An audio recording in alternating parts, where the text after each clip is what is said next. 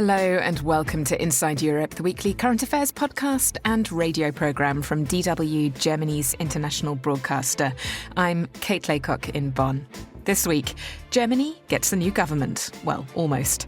France sees opportunities in US academic flight.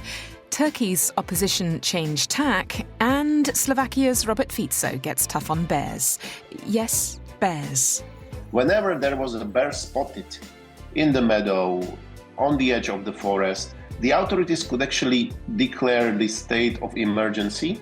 So they were simply just searching for bears. Whenever they found them, they shot them. Those stories and more coming up on the programme.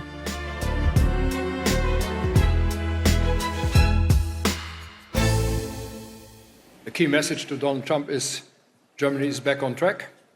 Germany will fulfill the obligations in terms of defense, and Germany is willing to strengthen their own competitiveness. Tja, nun ist es soweit. Germany has a new government, or at least a coalition deal to form one.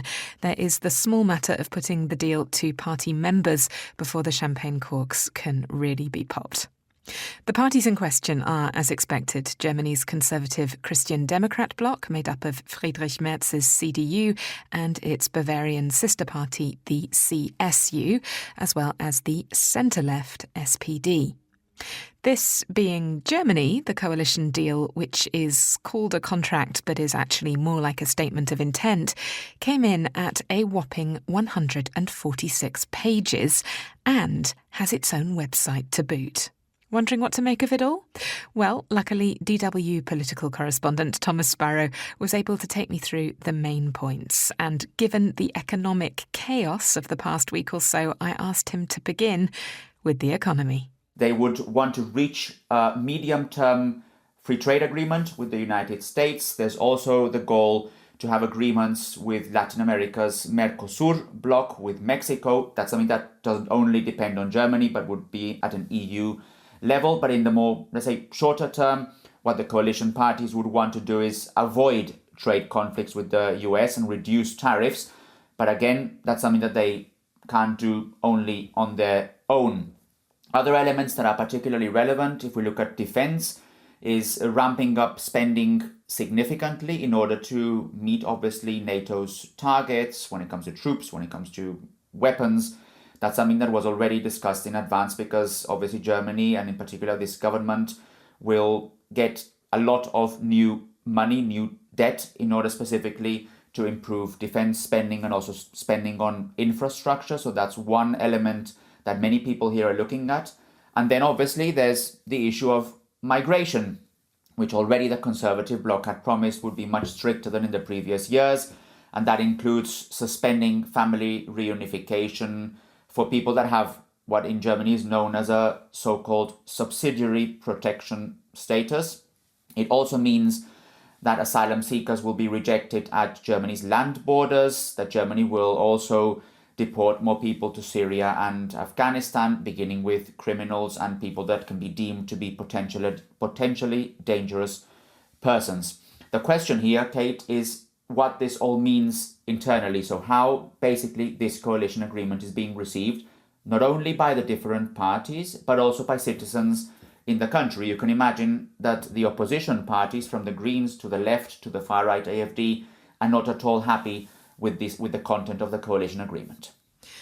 One big test of the power dynamics that are likely to shape the coalition government to come are who gets which jobs, who gets which ministries. What can we tell at this point, Thomas? Well, we still don't know any names, and that may take some time because one important caveat, and we've mentioned many caveats already, is that this agreement now has to go to the specific parties for the parties to approve it. That happens in different ways. The Social Democrats will ask the members, the Conservative bloc, so specifically the CDU, will hold a party conference, and the sister party, the CSU in Bavaria, will ask party leadership to approve it or not. Important is that the German Chancellery specifically will have more power, at least that's what the analysis is saying, specifically when it comes to security or to foreign policy, because also the Foreign Office will be now in the hands of the Conservatives. The Social Democrats will keep the defense. There is already some criticism also, for example, from members within the Conservative bloc that say that the Social Democrats, despite having had a comparatively bad result in the election, are having a lot of power when it comes to some of the most important ministries like the Finance Ministry. And I was reading this morning one sentence that really struck me, because they were saying the Conservatives get the Chancellery and the Social Democrats get the content. And meanwhile, of course, the CDU is facing a massive challenge to its right from the AFD, which, by the way, poll out this week for the first time ever, putting the AFD ahead of all other parties. If Germany were to vote tomorrow, according to this poll, the AFD would come out as the strongest party.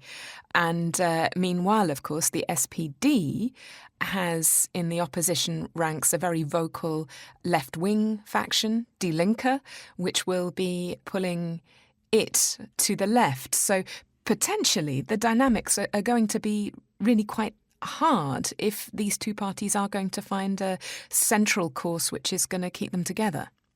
You're right when you point that the dynamics will be very difficult in the next few years, specifically because of the power of those parties in the extremes of the political spectrum, whether it is the far left or the far right. Specifically, when we're talking about the AFD, they had a very good result in the elections and they will be very influential in parliament, specifically as the main opposition party. DW political correspondent Thomas Sparrow there. Now, il faut en profiter. That is a surprisingly utilitarian French phrase, which roughly translates as better make the most of it. And it seems to be the French attitude towards the uncertain plight of US academia at the moment. At the end of March, the scientific review Nature published a survey which showed that 3/4 of scientists working at US American colleges are thinking of leaving the country because of the mass layoffs, restrictions of academic freedoms, and budget cuts brought in by the Trump administration. So, could the US's loss be France's gain? This report from John Lawrenson begins in the Mediterranean port city of Marseille. In the entrance hall of Aix-Marseille University, academics, many of them from the United States, crowd around the Education Minister Elisabeth Borne. This university, the biggest in France, is hoping to hire 15 of them. The minister has flown in to show her support. Depuis la réélection de Donald Trump, on assiste à une remise en cause totalement inédite. Since Donald Trump's re-election, scientific consensus has been questioned in a completely unprecedented way. Databases have been destroyed, and some researchers and laboratories can no longer work in the United States. It is therefore important to say that France and Europe believe in free research and academic independence, and we hope to do everything we can to preserve this scientific capital in particular by welcoming researchers so that they can find a place here that is conducive to the continuation of free research. Trouver en France, en Europe, une terre propice à la poursuite de cette recherche libre. The American scientists themselves have been media shy up to now, even those who have already made their way to France. The French media carried one interview with an American academic identified only as Andrea, who has just arrived in Marseille and is set to become one of the university's first American appointments. She didn't want to be identified before the deal has been signed with her new employer and that she has told her students in America that she's leaving. This was the testimony she gave to the French media. When you're applying for funding, you have to avoid using certain key words. Woman, for example. Already during the first Trump mandate, you couldn't say climate change if you wanted government funding, so you had to refer to things in roundabout ways. But now it's worse. How do you talk about women without saying women? Another problem lies with what the Trump administration calls its fight against anti-Semitism on American campuses.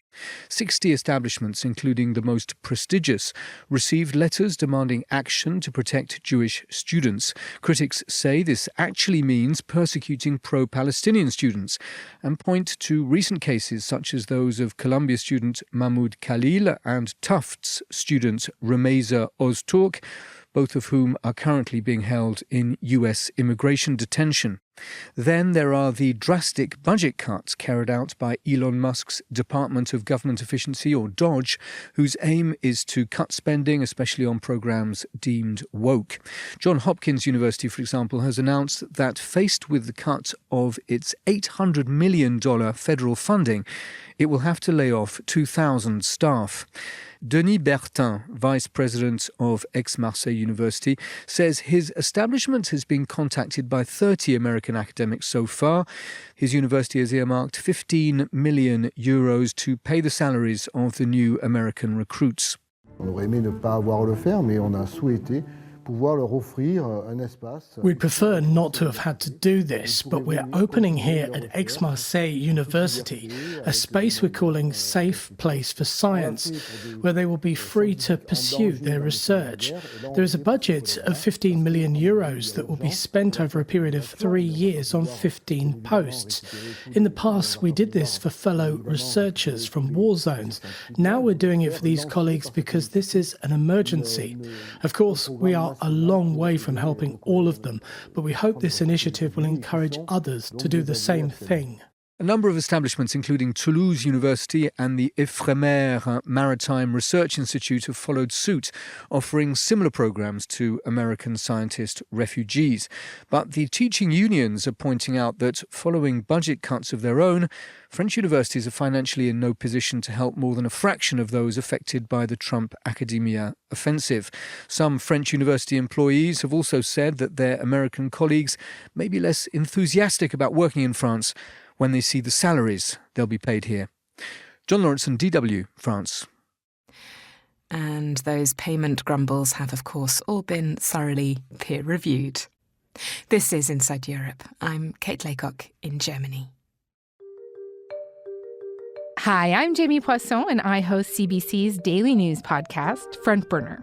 Every weekday, we set out to have a conversation about the biggest global issues that you want to know more about, from politics to culture to online stuff. We spend a lot of time on the show thinking about the best ways to have those conversations and searching for the smartest people to have them with. That's it. That's the sell. I hope you'll tune in.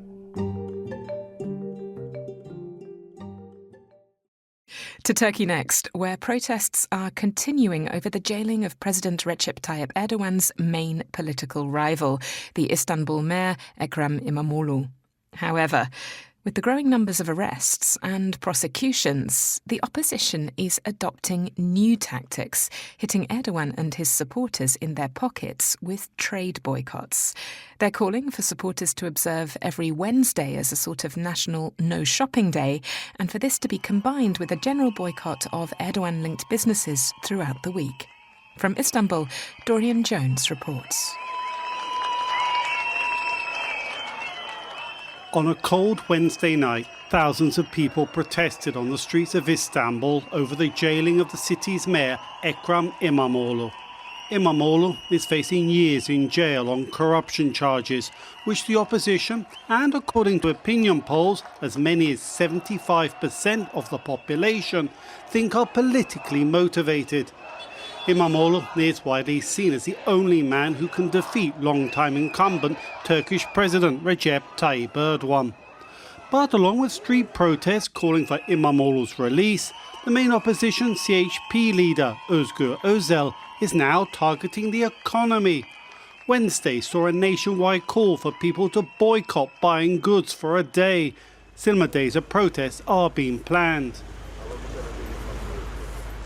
In Istanbul's Kadıköy district, a stronghold of the opposition, many shops and cafes closed in solidarity with the protest. Most shoppers and tradespeople I spoke to were supportive of the idea of a boycott.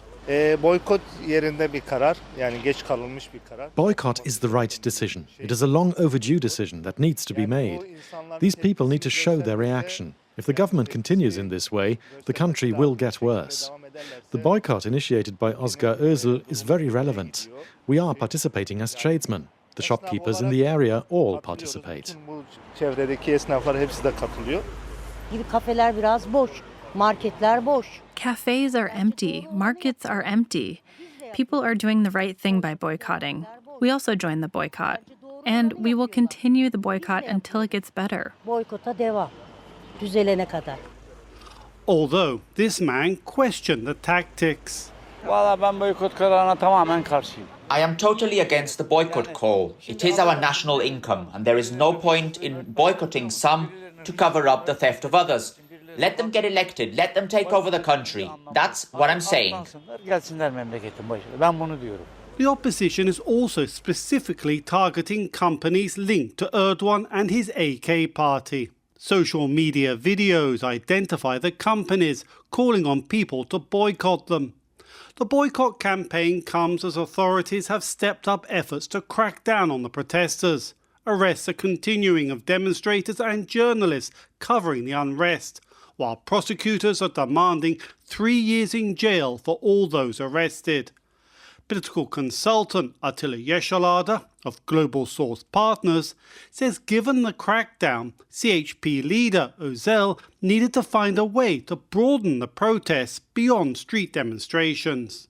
Özel realized that if he mounts an effective protest campaign, just inviting people to the streets is not going to help much. There is a large segment in Turkish society which either because they fear the police or because culturally they are not used to protesting on the streets. Now this boycott campaign allows everyone, whether they are CHP voters or not, to show their vote in one way by simply not buying anything.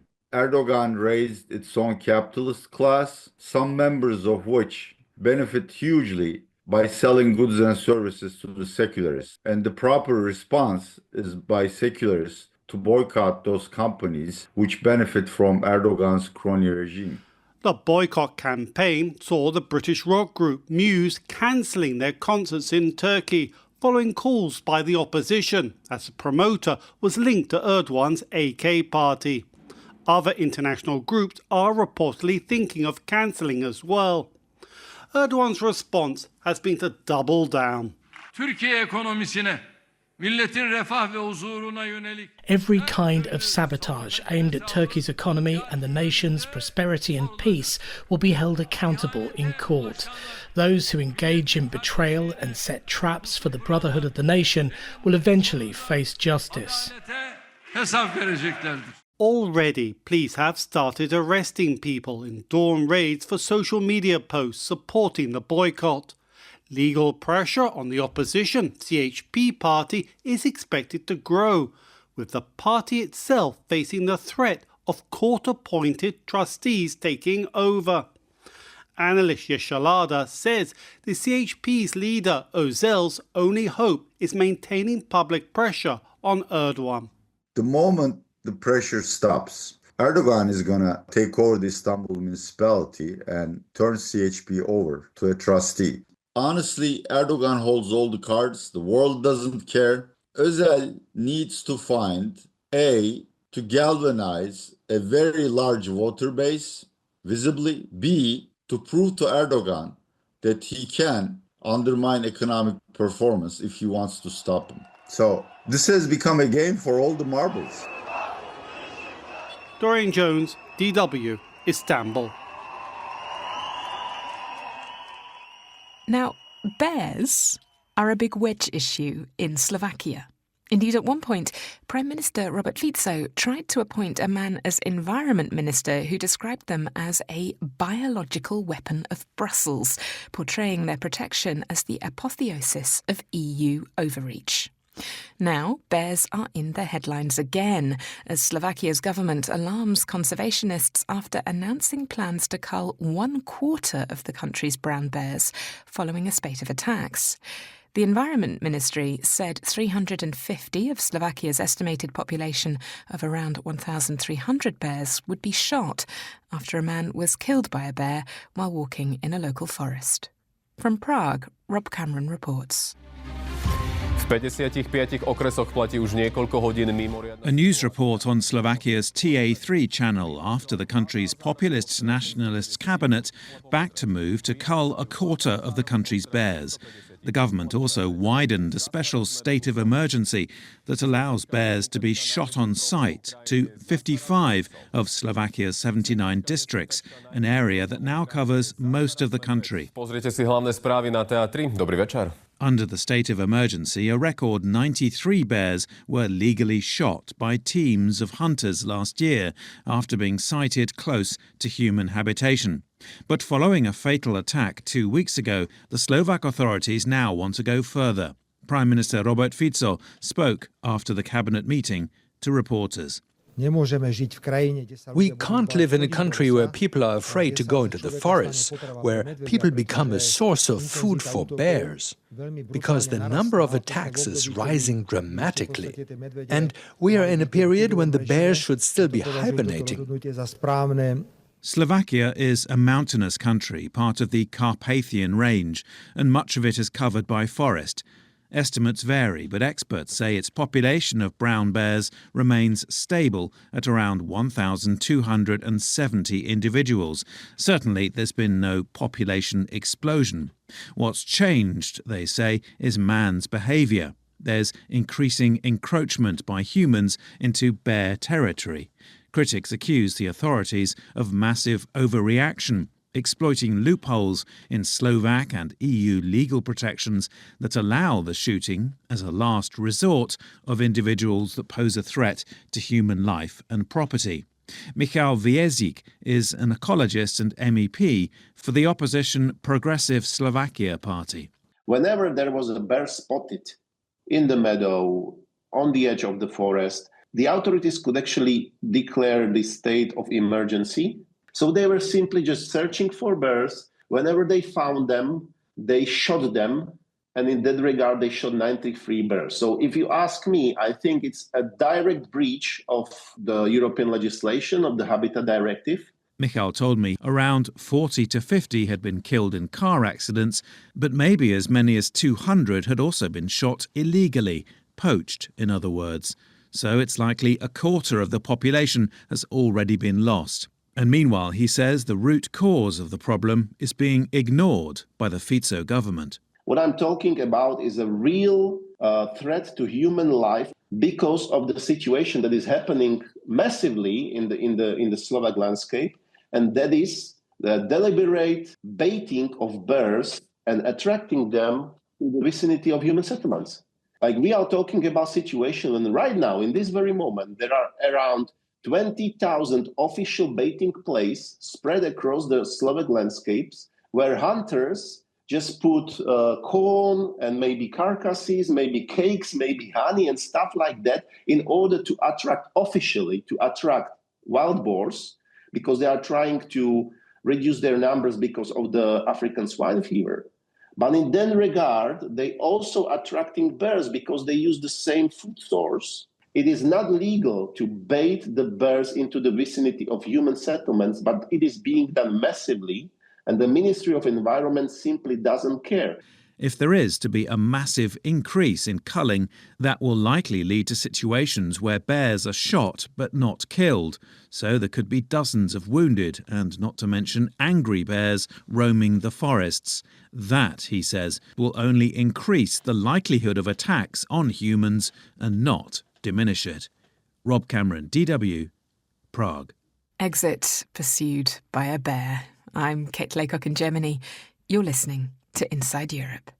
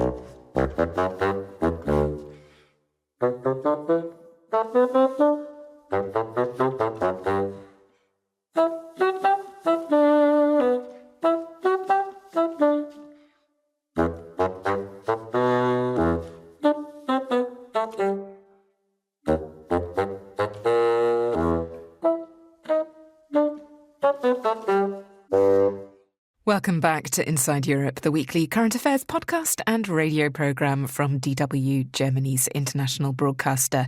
I'm Kate Laycock.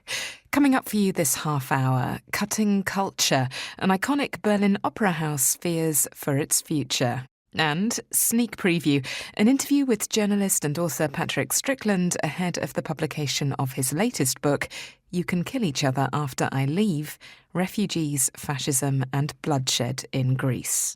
Early on in this conversation, I said that this book really could be about several different places. It just happens to be about Greece. And that's because I do think this is very pertinent. I mean, the far right, the anti-migrant far right especially, is very active across borders. It's a transnational movement.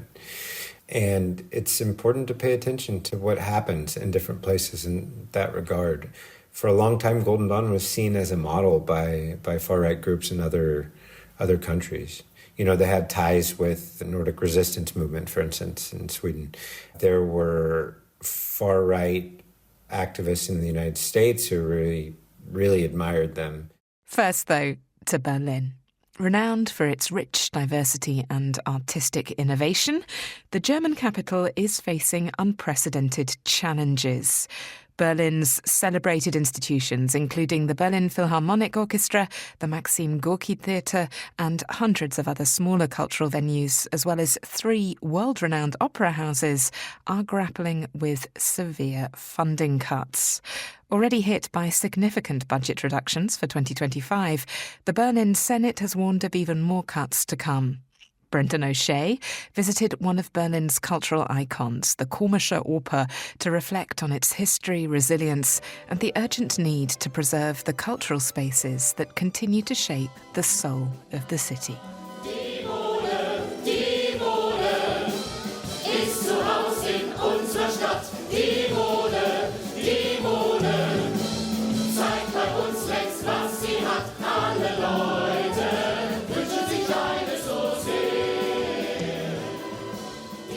Berlin is culture.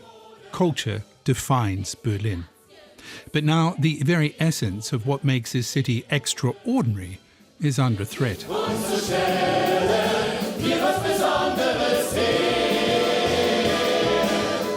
The German capital, renowned for its theatres, opera houses and concert halls, is facing an existential crisis. Severe funding cuts are threatening the city's artistic lifeblood, jeopardizing the very institutions that define its creative identity. One of the hardest-hit institutions is the Komische Oper. Already displaced from its historic home due to years-long renovations, it now faces another challenge: drastic budget cuts from the Berlin Senate. For a house known for pushing boundaries, the squeeze is suffocating. Die Komische Oper ist 1947 gegründet worden von Walter Felsenstein. The Komische Oper was founded in 1947 by Walter Felsenstein, the only opera house established by a director. This revolutionized opera, shifting the focus to storytelling and interpretation rather than just music against a backdrop. That's Philip Birking, one of the co-directors of the Komische Oper. He describes a theatre unlike any other, where opera, operetta and musical theatre blend seamlessly. A place known for its daring productions, its artistic freedom, and its ability to reinvent classics. Die Komische Oper is not just an opera house, it's a music theatre. Spoken word, staging, music, lighting, they all come together as equal elements, creating a unique experience. Attended the tale of Sweeney Todd. His skin was pale and his eye was odd. He shaped the faces of gentlemen who never thereafter were heard of again. He trod a path that few have trod, did Sweeney Todd, the demon barber of Fleet Street. Located in East Berlin during the Cold War, it became a cultural beacon behind the Iron Curtain, renowned for its bold productions and commitment to making opera accessible to a wide audience. In the 2000s, the Komische Oper pioneered multilingual surtitles, projected translations of lyrics and dialogue in German, English, French and Turkish, making performances more accessible to Berlin's diverse communities. A bold move, but one that defined its inclusivity.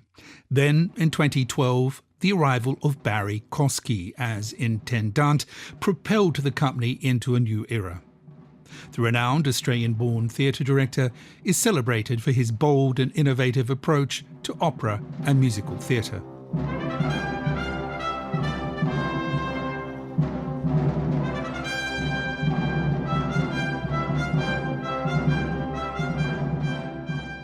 I was very lucky to have experienced Berlin twice before the wall fell down. The first time was when I was 15, and then arrived in 2003 when I was living in Vienna to direct my first production at the Komische Oper in 2003, and then I moved to Berlin in 2006.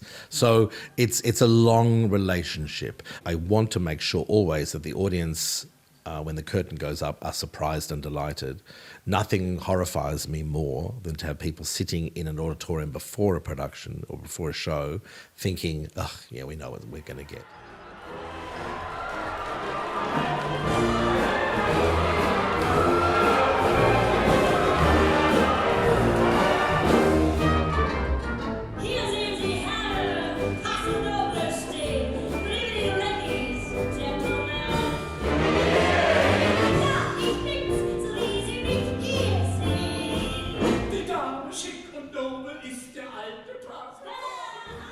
Under Kosky's leadership, the Komische Oper broke boundaries.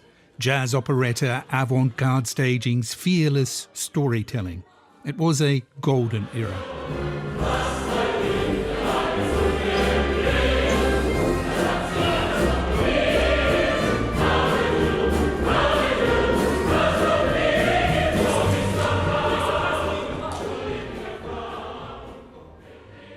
But now something has changed.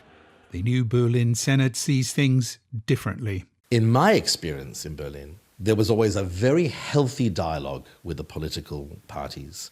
That means that whenever there were problems, and we've had financial problems in the past, you have a dialogue about how can we solve these problems. There's going to be less money, there's going to be more money, we're going to have to find a way how we fund that. What was very important was these were always dialogues that looked to the future, 2 or 3 years in advance. It was always a dialogue based on no surprises and trust. And then the government changed. That's all disappeared, almost overnight. So we have a government at the moment who don't believe in trusting the cultural institutions. And why don't they believe the cultural institutions? Because we are told now that we don't know how to run these institutions. We should run these institutions more like America or England. We should have more sponsorship. We should be more cost-cutting and save money. This is absolute outrageous because, in my experience, the Berlin opera houses and theatre companies and symphony orchestras are run brilliantly, and it's an affront for the politicians to turn around and say you don't run these institutions well enough, which is what the subtext is. Then came the moment that left Kosky stunned. It climaxed for me in the appalling moment that the mayor of Berlin said that what do I say to the supermarket assistant why her money should be used to pay for the opera. Now, this is an appalling argument, firstly, because it's firstly snobbery. Secondly, how dare he assume that the Verkäuferin doesn't go to the opera? But he said this. I can't remember when a mayor of a German city would say something like this. And we've been saying, you do understand that this city does not exist without culture, that the major reason why people come to this city is culture.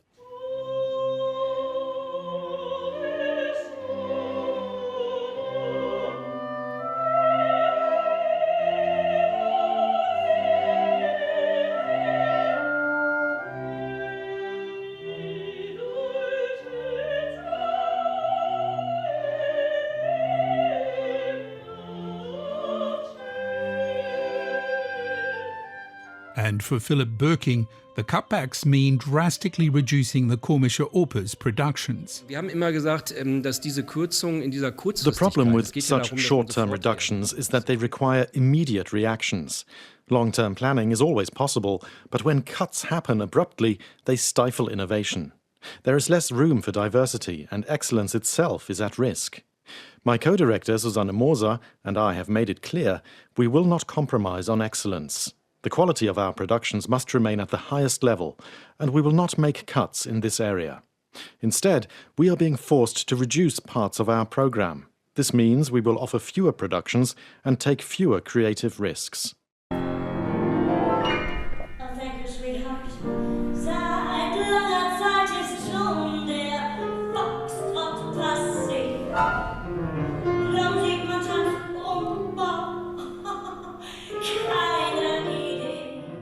Katharina Mehring, a celebrated singer and actress and regular performer at the Komische Oper, has seen firsthand how these cuts ripple far beyond the stage.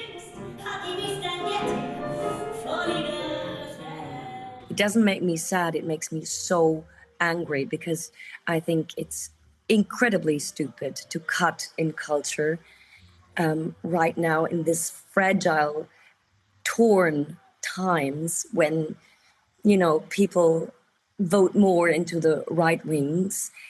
I think it's fatal. And the damage currently being caused by the Berlin Senate is irreparable. Berlin's cultural legacy has always been shaped by resilience. During the Weimar era, jazz operetta flourished until the Nazis sought to erase it. Decades later, Barry Kosky revived this tradition, ensuring these works were not forgotten.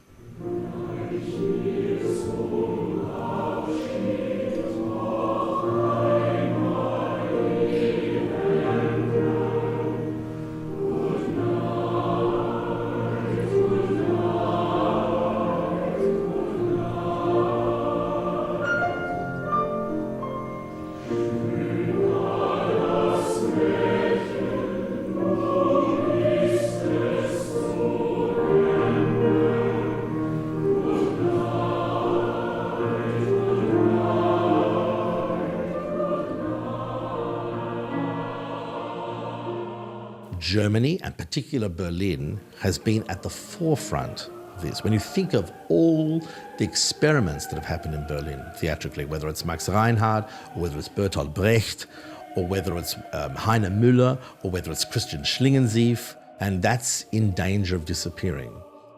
For Philip Birking, the stakes couldn't be higher. Wir haben immer gesagt, dass diese Kürzung in dieser Kurzfristigkeit. Theatres, opera houses, concert halls, these are all places where society is reflected back at us, where we learn about ourselves and each other.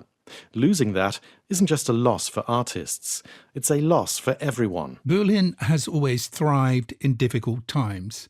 Culture persisted through economic hardship, political upheaval, even war. Now, with rising costs and an uncertain future, the city's artists are standing together.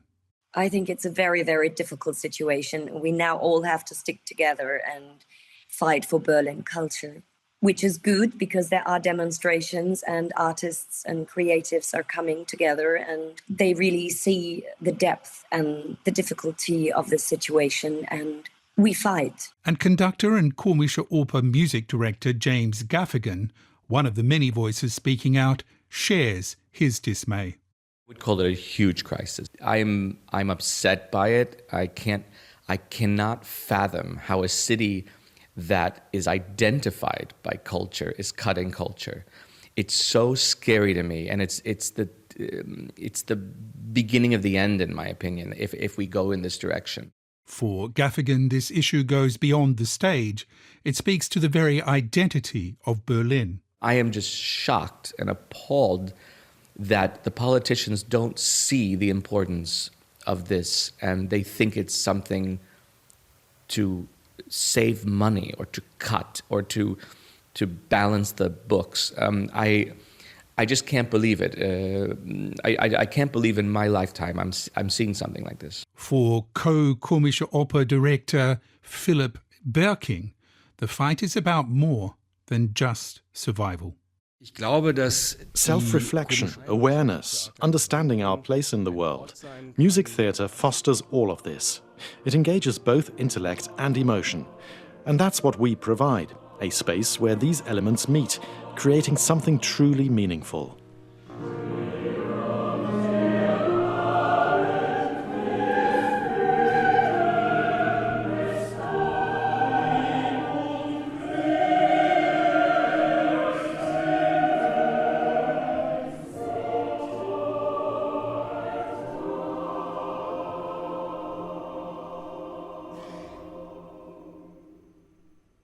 The battle for Berlin's cultural soul is far from over. And if history has taught us anything, it's that this city and its artists don't go down without a fight. For DW, this is Brendan O'Shea in Berlin.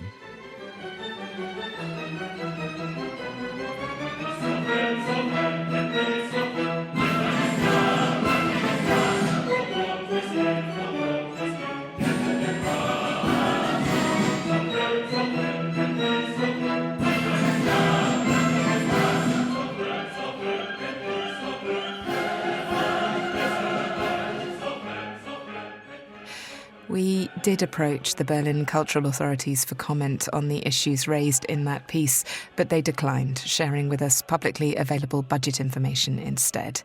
You can, however, always get in touch with us at insideeurope@dw.com.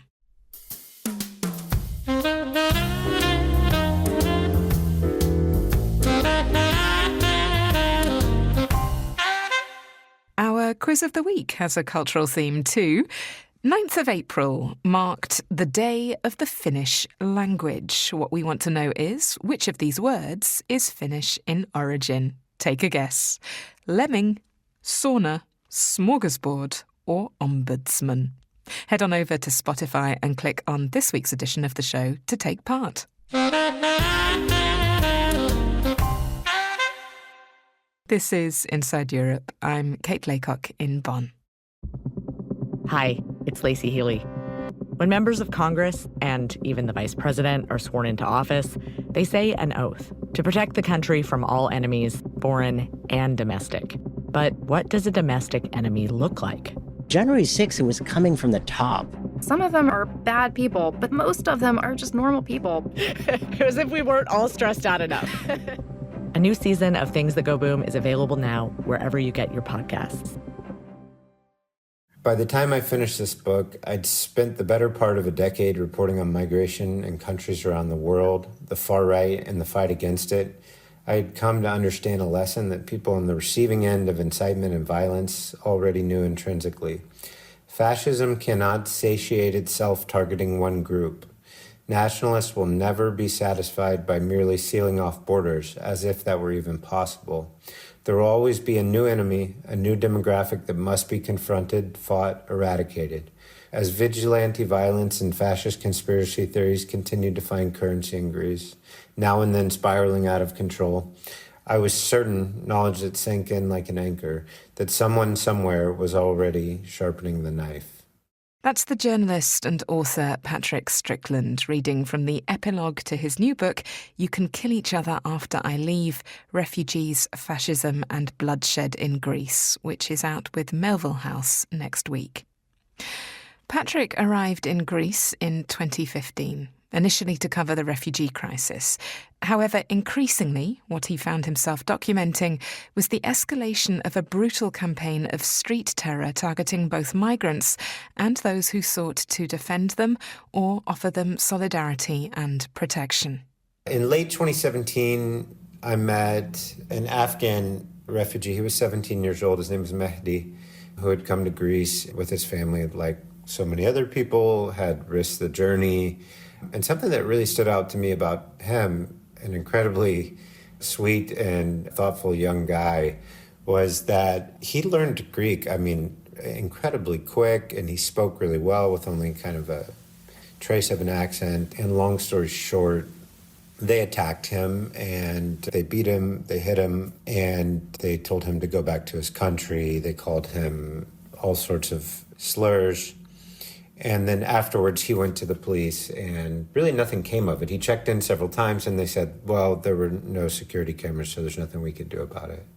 Later, I ran into Mehdi again, and it was a few days after someone had firebombed the Afghan community in Greece, a sort of nonprofit group that did things on behalf of the Afghan community, helped them with their asylum paperwork and so on. So there was a small solidarity protest outside, this would have been March 2018, outside of their offices. And people across the street started yelling at the refugees. And a police officer who was there, as the tensions and the yelling started to get quite loud, actually said, and I'll never forget this because I was standing nearby, "You can kill each other after I leave." There were reports back then of people who would call the police stations to complain, for instance, about, say, if they had, I don't know, Pakistani neighbors that they were upset about something, noise or something. And there were reports at the time that some police officers would actually tell them to call Golden Dawn instead, or to call the local Golden Dawn office rather than the police. Golden Dawn is unusual amongst European far-right parties in that it started out as a neo-fascist street organisation and only later developed a political wing. Golden Dawn was started by a man named Nikos Michaloliakos, who is currently imprisoned. It actually started as a National Socialist journal publication called Golden Dawn in around 1980. Michaloliakos later was involved in the youth wing of a party called IPEN, which was founded by the imprisoned former junta leader. And Golden Dawn didn't actually register as a party until 1993. So from about the mid-1980s, I think 1985, until 1992, 93, they were like an association, what's called a popular association. I think this is one of the things that makes them stand out in a really, really unique way, is that they managed to become, for a period, quite effective at straddling that line between, say, parliamentary politics and having a very active street wing that was, quite violent. The main wave of Golden Dawn violence against migrants really took place between 2010 and 2013, which was a period when they often had, what many Greek people will just simply describe as lynch mobs in the streets of cities from Athens to Thessaloniki and elsewhere, that often targeted, migrants working, for instance, in fruit markets or vegetable markets, Roma people, Albanians, who have deeper roots here in Greece as an immigrant community. And of course, leftists, always running throughout this current of far-right violence, is a very committed tendency towards attacking people they view as political opponents as well, Greeks. I think it's really interesting and very telling that in January 2013, two men who were later found to be affiliates, at least supporters of Golden Dawn, and were convicted, stabbed and killed a Pakistani migrant worker named Shahzad Lukman in Athens.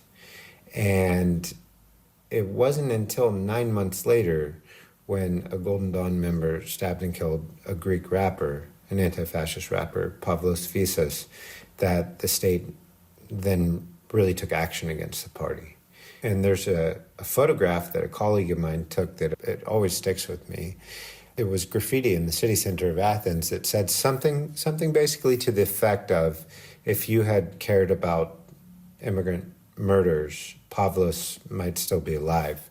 In 2022, a Golden Dawn supporter was found guilty of Pavlos Fyssas' murder.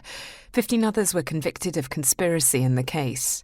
In addition, Golden Dawn's leadership were convicted of heading a criminal group, and the party was dissolved. However, it's not so much to the judiciary that Patrick Strickland turns in his book for hope, as to the radical solidarity that grew up in activist squats and grassroots community spaces during the height of Golden Dawn's rampages. In 2015, when I first came to Greece to cover arrivals on the islands, I can really remember more than one person effectively telling me that they believed that the same policies that were dooming refugees and migrants to take these risky journeys were the same policies that had pushed Greece into such a severe economic crisis. In other words, people drowned for the same reasons that Greeks went hungry or went without salaries. And I thought that that was really an interesting and important thing to keep in mind for myself, that solidarity was a really important thing. It wasn't an abstract thing, and it was a very lived thing. And so, especially in that time from, let's say, 2015 to 2020, there were several squats around Athens and elsewhere, sometimes on islands, sometimes in other cities on the mainland, that provided a place for refugees and migrants, people who are on the move, to stay. It offered an alternative to the very, very difficult and often decrepit and lacking conditions of life inside the official refugee camps. And so I thought that was important to document. I mean, the pandemic really offered an opportunity for the government to sort of crack down on that movement. So it's been one of the big changes since back then. And now, you know, the refugee camps themselves are effectively closed to the outside. You know, it used to be the case that I could go in camps quite often and speak to people, and now it's virtually impossible. I mean, you can request permission, but it rarely happens. Meanwhile, 3 new anti-immigrant parties have entered the Greek parliament. One of them, the Spartans, has close ties to Golden Dawn's former parliamentary spokesperson. However, Patrick argues that there is a lot that the rest of the world can learn from the Greek example. Yeah, I mean, early on in this conversation, I said that this book really could be about several different places. It just happens to be about Greece. And that's because I do think this is very pertinent. I mean, the far right, the anti-migrant far right especially, is very active across borders. It's a transnational movement. And it's important to pay attention to what happens in different places in that regard. For a long time, Golden Dawn was seen as a model by far-right groups in other countries. You know, they had ties with the Nordic resistance movement, for instance, in Sweden.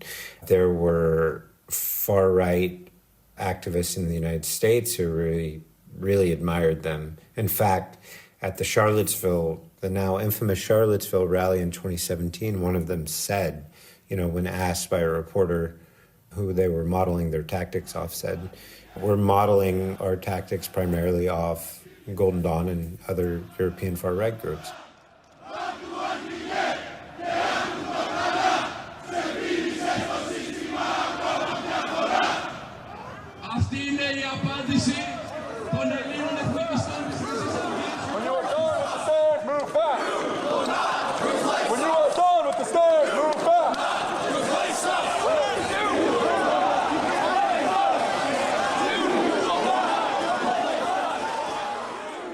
The sound there of 2 far-right rallies from the not-so-distant past, one in Athens, Greece, and the other in Charlottesville, USA. Patrick Strickland's book, You Can Kill Each Other After I Leave, Refugees, Fascism and Bloodshed in Greece, is out next week with Melville House. And we have another writer joining us next week, Sarah Jaffe, author of From the Ashes, Grief and Revolution in a World on Fire. Until then, our email address for feedback is insideeurope@dw.com. This programme was produced by me, Kate Laycock, with help from Sam Baker and sound engineer Jürgen Kuhn. Inside Europe comes to you from DW in Bonn, Germany.